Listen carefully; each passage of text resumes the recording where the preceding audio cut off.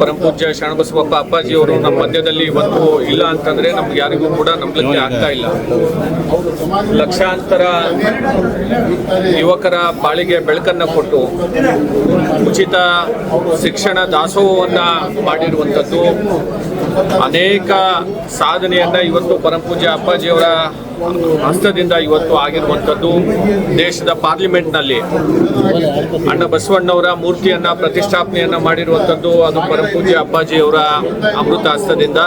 ಈ ರೀತಿ ಬಹಳಷ್ಟು ಅನೇಕ ಕೊಡುಗೆಗಳನ್ನ ಈ ಭಾಗದಲ್ಲಿ ಇವತ್ತಿನ ದಿವಸ ನೀಡಿರುವಂಥದ್ದು. ನಮ್ಮೆಲ್ಲರ ಒಂದು ಆರಾಧ್ಯ ದೇವರು ಶರಣಬಸವೇಶ್ವರರು ಇವತ್ತೇನು ಶ್ರಾವಣ ತಿಂಗಳಲ್ಲಿ ಇವತ್ತು ಲಕ್ಷಾಂತರ ಭಕ್ತರು ಬಂದು ದರ್ಶನವನ್ನ, ಶರಣಬಸವೇಶ್ವರರ ದರ್ಶನವನ್ನ ಮತ್ತು ಪರಮಪೂಜ್ಯ ಅಪ್ಪಾಜಿಯವರ ದರ್ಶನವನ್ನ ಪಡೆಯುವಂಥದ್ದು ಇವತ್ತು ನಮಗೆ ದುಃಖದಿಂದ ಇವತ್ತು ಇಡೀ ನಮ್ಮ ನಾಡಿನ ಜನರಿಗೆ ಬಹಳಷ್ಟು ನೋವನ್ನ ಇವತ್ತಿನ ದಿವಸ ಆಗಿರುವಂಥದ್ದು.